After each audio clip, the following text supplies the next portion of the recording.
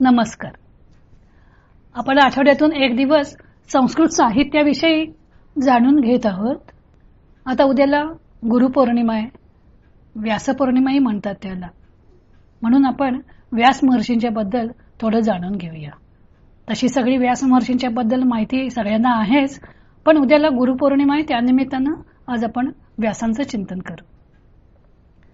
पाराशर्य वचः सरोज ममलम गीतार्थ गंधोत्कटम नानाख्यानक केसरम हरिकथा संबोधना बोधितम लोके सज्जन षट्पदैर्हरः पेपीयमानं मुदा भूयाद् भारत पंकजं कलिमल प्रध्वंसिन श्रेयसे. व्यास महर्षींची स्तुती या श्लोकामध्ये केलेली आहे. पाराशर म्हणजे पराशर ऋषींचे पुत्र ते पाराशर. व्यासमुनी म्हणजे वाणी रूपी सरोवरात उगवलेलं निर्मल कमल आहे. हे कमल गीतार्थाच्या सुगंधानं सुगंधित झालेलं आहे.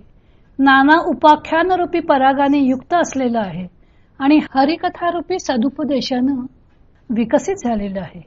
सज्जन समूह रूपी भ्रमरांकडून नेहमी आनंदाने सेवन केले जाणारे आहे आणि कलिमलाचा निःशेष नाश करणारे असे आहे.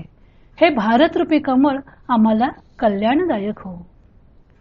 नमोस्तु ते व्यास विशाल बुद्धे फुल्लारविंदाय तपत्र नेत्र येन त्वया भारत तैलपूर्ण प्रज्वालितो ज्ञानमय प्रदीप.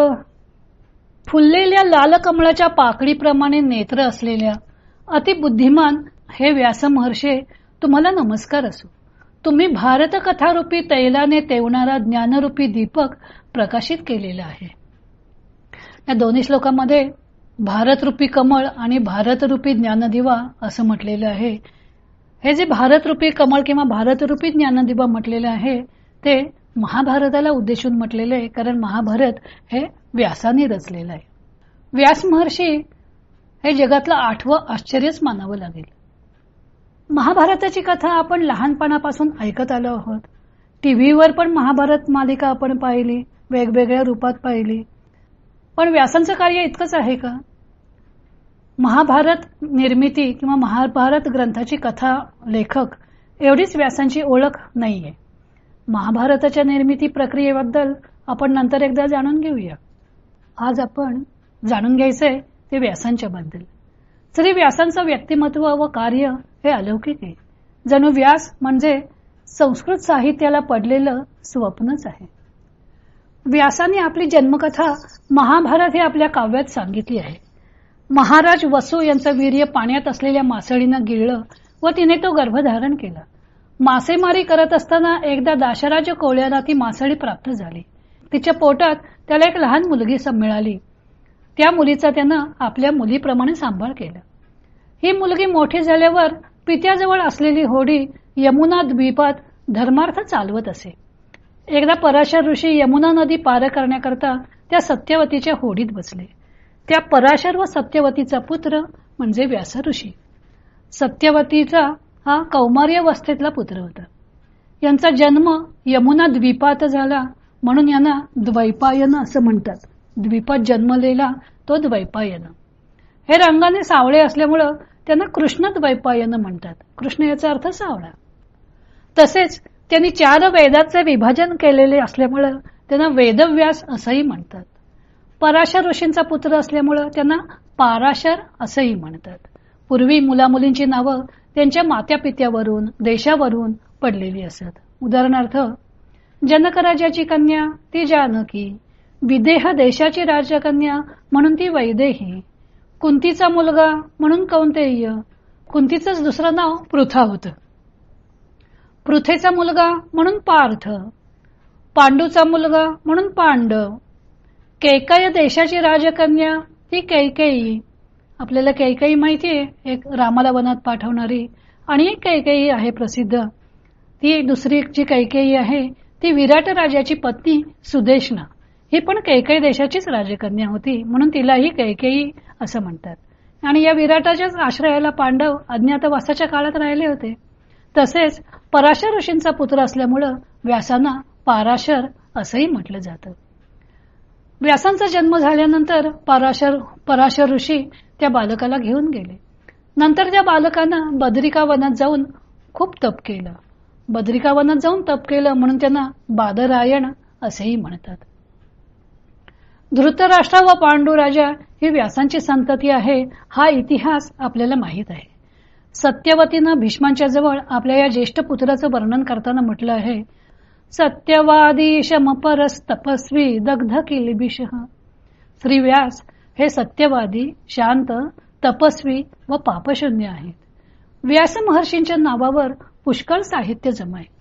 महाभारत ग्रंथाचे कर्ते व त्या कथेतील एक भूमिका वठवणारे म्हणून तर ते आपल्याला सुपरिचित आहेतच. पण व्यासांच्या नावावर 18 पुराण, 18 उपपुराण, ब्रह्मसूत्र असे अनेक ग्रंथ आहेत.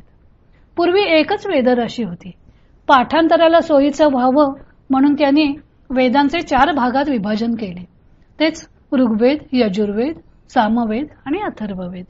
तसेच पुराण सुद्धा एकच राशी होती. ती पुराणे सुद्धा त्यांनी 18 भागात विभागली. बरं, त्यांची श्लोकसंख्या सुद्धा किती प्रचंड आहे. महाभारतच 1,00,000 श्लोकांचे. तशीच सर्व पुराणांची श्लोकसंख्या सुद्धा 4 लाखाच्या वर आहे असं म्हणतात. एकच मनुष्य एवढ्या अफाट वाङ्मयाची निर्मिती करू शकेल का?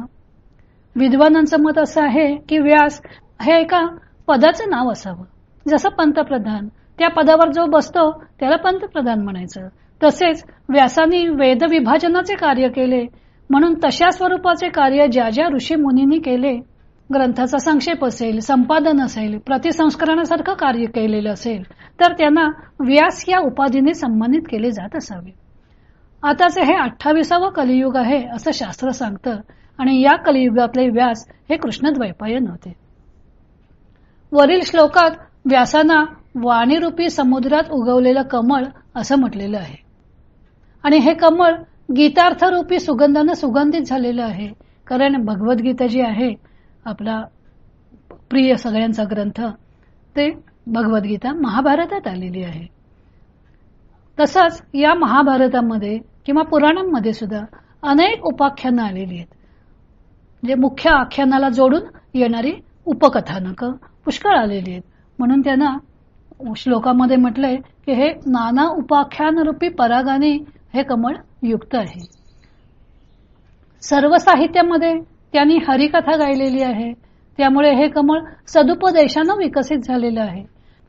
कमळावर जसा भुंग्यांचा समूह गुंजारव करतो तसा त्यांच्या साहित्यावर सज्जनांचा समूह गुंजारव करत असतो.